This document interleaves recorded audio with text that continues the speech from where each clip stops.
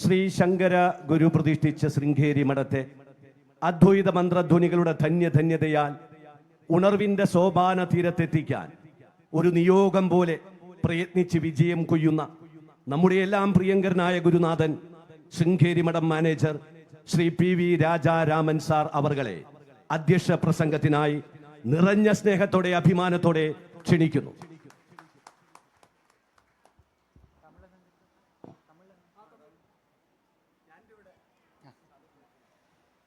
സദാശിവ സമാരംഭാം ശങ്കരാചാര്യ മധ്യമാം അസ്മദാചാര്യ പര്യന്താം வந்தே குரு பரம்பராம். எனக்கு அவ்வளவு சரளமாக மலையாளத்தில் பேச வராது, அதனால் நான் தமிழில் பேசுகிறேன். நான் மனசிலாக்கி இருக்கிறது, இங்கே மலையாளிகள் எல்லாருக்கும் ஓரளவுக்கு தமிழ் புரியும்னு என்னுடைய ஒரு அண்டர்ஸ்டாண்டிங். எல்லாரும் க்ஷமிக்கணும். ஸ்டேஜில் இருக்கிற மகான்கள் எல்லாருக்கும் என்னுடைய நமஸ்காரங்கள். புது தம்பதிகளுக்கு என்னுடைய congratulations, wishes. Off the stage இருக்கிறவா எல்லாருக்கும் என்னுடைய நமஸ்காரங்கள். இந்த க்ஷேத்திரம் சுமார் 1200 வருஷங்களுக்கு முன்னால் பகவத்பாத சங்கரர், இப்போ அவர் சொன்ன மாதிரி, அவதீர்ணச்ச காலட்யாம் கேதாரே அந்தர்ஹிதச்சயஹ சதுஷ்பீட பிரதிஷ்டாதா ஜயதாத் சங்கரோ குருஹு அப்படிங்கிறது சங்கரருடைய சரித்திரத்தை முழுக்க ஒரே ஸ்லோகம். அது அவதீர்ணச்ச காலட்யாம், காலட்டியில் பிறந்து, கேதாரே அந்தர்ஹிதச்சயஹ, சரீரத்தை விட்ட இடம் கேதாரம், சதுஷ்பீட பிரதிஷ்டாதா, பாரதத்தினுடைய 4 திசைகளில் 4 மடங்களை உண்டு பண்ணி இருந்ததான அந்த சங்கரன்கிற குரு ஜெயிக்கட்டும் அந்த ஸ்லோகம். இப்போ ஆதிசங்கரரை பற்றி எல்லாருக்கும் தெரியும். இதுக்கு முன்னாடி பேசினவா எல்லாரும் அழகாக அதை பற்றி பேசினான். இப்போ உங்களுக்கு கொஞ்சம் தெரியாத ஒரு వ్యక్తిயை பற்றி ஒரு 5 நிமிஷம் சொல்கிறேன். இப்போ நீங்கள் நம்முடைய மடத்துக்கு வந்தால், மடத்தினுடைய துவாரத்திலிருந்து நேர பார்த்தா ஒரு சுவாமிகளுடைய விக்கிரகம் இருக்கும். அங்கே அவர் இந்த சங்கர குரு பரம்பரையில் வந்த 33வது ஆச்சாரியன். அவருடைய பெயர் ஜகத்குரு சச்சிதானந்த சிவாபினவ நரசிம்ம பாரதி மகாஸ்வாமிகள்னு அவருக்கு பெயர். கொஞ்சம் பெரிய பேர் அவருக்கு. சச்சிதானந்த சிவாபினவ நரசிம்ம பாரதின்னு பேர்.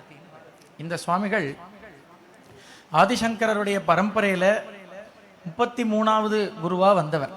இவர் 1880களில் 1880s அந்த டயத்தில் சிங்கேரியிலிருந்து புறப்பட்டு உத்தர பாரதம் நிறைய ஸ்தலங்களுக்கு யாத்திரை பண்ணினார். யாத்திரை பண்ணின போது சுவாமிகள் பார்த்த ஒரு விஷயம், எங்கேயுமே ஆதிசங்கரரை பற்றி ஒரு போதமே இல்லை ஜனங்களுக்கு, ஒரு புரிதல் இல்லை. தட்சிண பாரதத்தில் பரவாயில்ல, ஓரளவுக்கு பரவாயில்ல, ஆனால் உத்தர பாரதத்தில் யாருக்கும் தெரியல. அப்போ சுவாமிகள் பண்ண முதல் விஷயம், முதல்ல எப்படி மதுரா, கண்ணன் பிறந்த ஊர், கிருஷ்ணன் பிறந்த ஊர் மதுரான்னு பிரசித்தமாக இருக்கோ, ராமர் பிறந்த ஊர் எப்படி அயோத்தின்னு பிரசித்தமாக இருக்கோ, அத மாதிரி பகவத்பாதர் சங்கரர் பிறந்த ஊர் எதுன்னு ஜனங்களுக்கு தெரியல. இது முதல் விஷயம். ரெண்டாவது, சங்கரருடைய பிறந்த நாளாக இருக்கக்கூடிய வைசாக சுக்ல பஞ்சமி, அதாவது சங்கர ஜெயந்தி, இது ஆச்சரணையில் இல்லை. ரெண்டாவது காரியம். மூணாவது, பகவத்பாதால் எழுதின கிரந்தங்கள், அவர் பகவத்கீதைக்கு எழுதின பாஷ்யம், உபனிஷத்துக்கு எழுதின பாஷ்யம், பாஷ்யம்னா காமெண்ட்ரி, இது எதுவுமே பிரசித்தமாக இல்லை. அப்போ அந்த சுவாமிகள் பண்ணின பெரிய விஷயம், இந்த 3 விஷயத்தையும் உலகத்துக்கு கண்டுபிடிச்சு கொடுக்கணும். அப்போ என்ன பண்ணார், பெரிய மகான்கள் 2-3 பேரை சேர்த்து, அதாவது மைசூர் திவான், திருவனந்தபுரம் சமஸ்தானத்தினுடைய திவான், இவர்கள் எல்லாரையும் சேர்த்து ஒரு டீம் ஃபார்ம் பண்ணி கேரளா முழுக்க சஞ்சாரம் பண்ணி முதல்ல காலட்டியை கண்டுபிடிக்கணும். காலட்டி எங்க இருக்கு அப்படின்னு கண்டுபிடிக்கணும். காலட்டிக்கு இருக்கிற ரெஃபரன்ஸ் எங்க இருக்கு? ஃபர்ஸ்ட் எங்கேயாவது ஒரு ரெஃபரன்ஸ் வேணுமே. அப்போ மாதவீய சங்கர விஜயம்னு ஒரு டெக்ஸ்ட் இருக்கு. இதே பரம்பரையில் வந்த 12வது குரு ஜெகத்குரு வித்யாரண்யர் எழுதின மாதவிய சங்கர விஜயத்துல தான் காலட்டியை பத்தின ஒரே ரெஃபரன்ஸ் நமக்கு கிடைக்கிறது. அதுல காலட்டி இருக்கு, எங்க இருக்கு, பூர்ணா நதியோட கரையில இருக்கு. இந்த ரெஃபரன்ஸ் எல்லாம் வச்சு காலட்டியை கண்டுபிடிக்கணும். கண்டுபிடிச்சா அவ கண்டுபிடிச்சது மொத்தம் 3 காலட்டி. ஒரு காலட்டி திருவனந்தபுரம் பக்கத்துல இருக்கு, ஒரு காலட்டி காசர்கோடு பக்கத்துல இருக்கு, ஒரு காலட்டி இங்க எர்ணாகுளம் பக்கத்துல இருக்கு. இந்த 3 காலட்டியில பூர்ணா நதி உடைய சமீபம் இருக்கிற காலட்டி தான் பகவத்பாதாள் சங்கரர் பிறந்த ஊருன்னு ஃபைனலைஸ் பண்ணி இங்க 1905 வருஷம் 1905 நடுக்காவேரி ஸ்ரீனிவாச சாஸ்திரிகள்னு ஒரு பெரிய மகானை இங்க நியோகிச்சு 5 நாளைக்கு சங்கர ஜெயந்தி உற்சவம். இப்ப எப்படி கொண்டாடுறோமோ 5 நாள் உற்சவமா, இதே மாதிரி 5 நாள் உற்சவமா கொண்டாடுறதுக்கு பிராரம்பம் பண்ணி இங்க 2 கோவில், ஒன்னு சாரதாம்பாளுக்கு கோவில், ஒன்னு சங்கரருக்கு கோவில். இதுல ஒரு ஆச்சரியம் இருக்குதுல, சுவாமிகள் உத்தேசிச்சது ஒரு சந்நிதி ஆரியாம்பாளுக்கு, ஒரு சந்நிதி சங்கராச்சாரியருக்குன்னு தான் உத்தேசம். ஆனா ஆரியாம்பாளுக்கு எப்படி கோவில் கட்ட முடியும்? யாரும் கண்டுட்டு இல்லை இதுவரை. ஆரியாம்பாளுடைய விக்கிரகம் எப்படி இருக்கும், முகம் எப்படி இருக்கும்னு தெரியாது. அப்போ சுவாமிகள் என்ன பண்ணார், ஆதிசங்கரர் எழுதின ஒரு ஸ்தோத்திரம் இருக்கு, அதுக்கு சாரதா புஜங்க பிரயாக ஸ்தோத்திரம்னு பேர். அதுல சாரதாம்பாள் மேல ஆதிசங்கரர் எழுதினது மஜஸ்ரம் மதம்பாம் அப்படின்னு. மதம்பாம் அப்படின்னு சொன்னா என்னுடைய அம்மான்னு அர்த்தம். அப்போ ஆதிசங்கரர் சாரதாம்பாளை பார்த்து என்னுடைய அம்மான்னு சொன்னதுனால ஆரியாம்பாளை மனசுல வச்சுதான் இங்க சாரதாம்பாளுக்கு சந்நிதி. வெளியில இருக்கிறது, வெளியில தெரியறது அங்க சாரதாம்பாளா இருந்த போதிலும் அந்த சுவாமிகள் உத்தேசிச்சது ஆரியாம்பாளுக்கு சந்நிதி தான். அதனால அங்க சாரதாம்பாளை பார்க்கும்போது எல்லாருடைய மனசுலயும் வர வேண்டியது ஆரியாம்பா தான். அந்த ஆரியாம்பா தேவி இல்லை அப்படின்னு சொன்னா இன்னைக்கு நமக்கு ஏது சங்கரர் கிடையாது. அப்போ முதல்ல 1905 இருந்து தொடங்கி இங்க சங்கர ஜெயந்தி உற்சவம் அப்படின்னு ஆரம்பிச்சது. அதுக்கப்புறம் தான் தேசம் முழுக்க இப்ப எத்தனை மட்டங்கள்ல எத்தனை கோயில்கள்ல சங்கர ஜெயந்தி கொண்டாடினாலும் இது முதல்ல ஆரம்பிச்சது இந்த ஊர்ல அந்த சுவாமிகள் சொல்லி ஆரம்பிச்சதுதான் இந்த உற்சவம், சங்கர ஜெயந்தி உற்சவம். இது முதல் காரியம். காலட்டியை கண்டுபிடிச்சு பூர்ணாநதி சமீபம் இந்த ஊர் இருக்கிறதெல்லாம் கண்டுபிடிச்சு இங்க கோவில் கட்டி இதனுடைய கும்பாபிஷேகம் 1910 1910ல நடந்தது.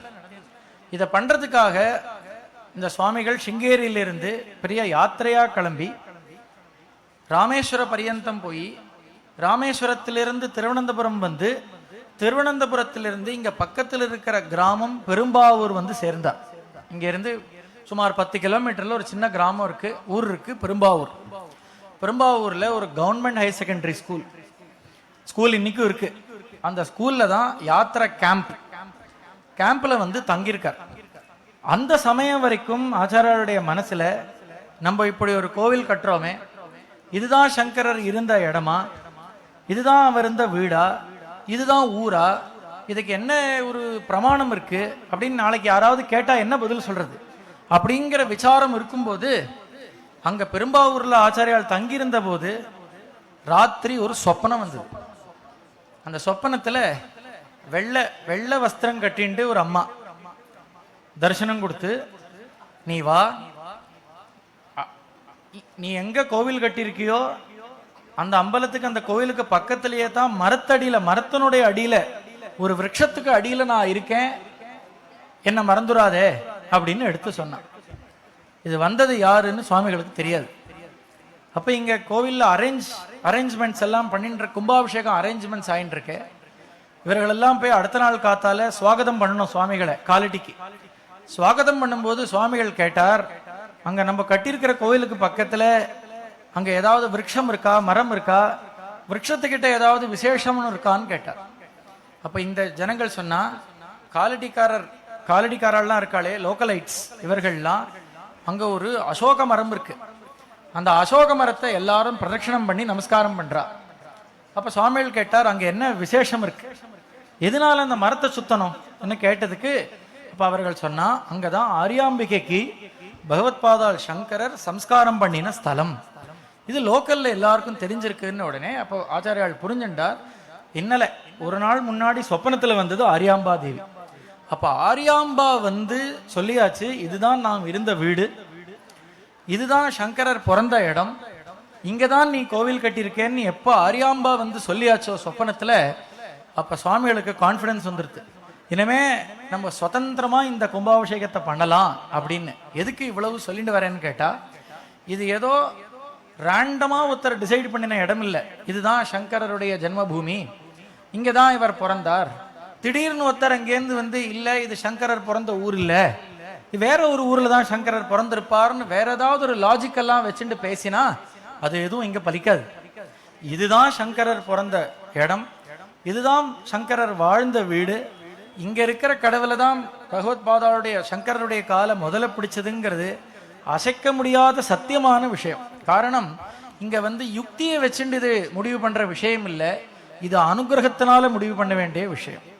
இது யுக்திக்கு உரிய விஷயம் இல்லை, இது அனுகிரகத்துக்கான விஷயம். அதனால இன்னைக்கு யுக்தியை வச்சுட்டு சில பேர் இங்க பிறக்கல சங்கரர் வேற எங்கேயோ பிறந்தாருன்னு வந்து சொல்றதோ, இல்லை இங்க போகல அங்க போனார்னு சொல்றதோ எல்லாம் யுக்திக்கான இடம் இல்லை. இது அனுகிரகத்துக்கான இடமா இருக்கிறதுனால நம்ம எல்லாரும் இங்க இருக்கிறது. இப்போ இன்னும் சொல்லணும்னா, நீங்க உட்கார்ந்து இருக்கிற இடம், நீங்க சாப்பிடுற இடம், இங்கெல்லாம் சங்கரர் நடமாடின இடம் இது இல்லையா? இங்க வந்து உட்கார்ந்து இருந்து சங்கரர் இருந்த இடம் இது. ஸோ அவ்வளவு பவித்திரமான பூமி இந்த பூமி. இந்த சங்கர ஜெயந்தி மகோத்சவத்துல இப்ப நான் சொன்ன சுவாமிகள் ஜெகத்குரு சச்சிதானந்த சிவாபினவ நரசிம்ம பாரதி சுவாமிகள், அவருடைய விக்கிரகத்தை போய் பார்க்கும்போது இந்த கதை எல்லாருக்கும் நனவு வரணும். இதே மாதிரி அவர் பண்ணின மூணாவது காரியம், சங்கரர் எழுதின கிரந்தங்களை எல்லாத்தையும் பப்ளிஷ் பண்ணது. பகவத்கீதைக்கு அவர் எழுதின பாஷ்யம், உபனிஷத்துக்கு அவர் எழுதின பாஷ்யம், பிரம்மசூத்திரத்துக்கு அவர் எழுதின பாஷ்யம், விஷ்ணு சஹஸ்ரநாமத்துக்கு அவர் எழுதின பாஷ்யம், சனத் சுஜாத்தியத்துக்கு எழுதின பாஷ்யம், இது போக நூற்றுக்கணக்கான ஸ்தோத்திரங்கள், நிறைய பிரகரண கிரந்தங்கள், இது இவ்வளவையும் நமக்கு கொடுத்த ஒரு மகான் கேவலம் 32 வருஷங்கள் இருந்து அதுல இவ்வளவு காரியத்தை சாதிக்க முடியணுமானா, நம்முடைய தேசத்து யுவாக்களுக்கெல்லாம் ஆதிசங்கரருடைய சரித்திரம் ஒரு பிரமாணம் சரித்திரம். அது எவ்வளவோ அகடனகடனையான காரியத்தெல்லாம் நமக்கு சின்ன வயசுல சாதிக்க முடியுங்கிற கான்ஃபிடென்ஸை பகவத் பாதாள் நம்ம எல்லாருக்கும் கொடுக்கிறார். இதை ஒட்டி இந்த பெரிய மகோத்சவம் இவர்கள் எல்லாரும் சேர்ந்து இங்க இப்ப அவர் சொல்லிட்டார், நான் திருப்பி சொல்றதுக்கு இல்லை. இங்க நடக்கிற பூர்ணா ஆரத்தியோ இல்ல, அங்க இப்போ எல்லாரும் பார்த்திருப்பேன் அந்த தெப்பம், அந்த போட்டுல சங்கரர் வருது, இதெல்லாம் ஆச்சாரியால் சன்னிதானம் சொல்லி நடக்கிறது. அவர் தான் சொன்னார் போட்ல சங்கரர் இருக்கணுங்கிறதெல்லாம் சொல்லி, மடத்தினுடைய ஆக்ஞையின் பேர்ல நடக்கக்கூடிய இந்த உற்சவத்துல எல்லாரும் வந்து கலந்துக்கணும். இதுக்கு பின்னாடி பலமா சக்தியா இருந்தவா எல்லாருக்கும் அந்த ஆதிசங்கருடைய அனுகிரகம் பரிபூர்ணமா கிடைக்கணும்னு பிரார்த்தனை பண்ணி, இந்த சதஸ்ல 2 வார்த்தை சொல்றதுக்கு ஒரு வாய்ப்பு கொடுத்த இந்த ஆர்கனைசர்ஸ் எல்லாருக்கும் என்னுடைய கிருதஜ்ஞையை தெரிவிச்சுண்டு நமസ്കരിച്ചു അമർறேன். നമോ നമഃ. ഹൈന്ദവ വിശ്വാസങ്ങളെയും ആചാരങ്ങളെയും സംബന്ധിച്ച കൂടുതൽ വീഡിയോകൾക്കായി ഈ വീഡിയോ ലൈക്ക് ചെയ്ത് ചാനൽ സബ്സ്ക്രൈബ് ചെയ്യുക. നന്ദി.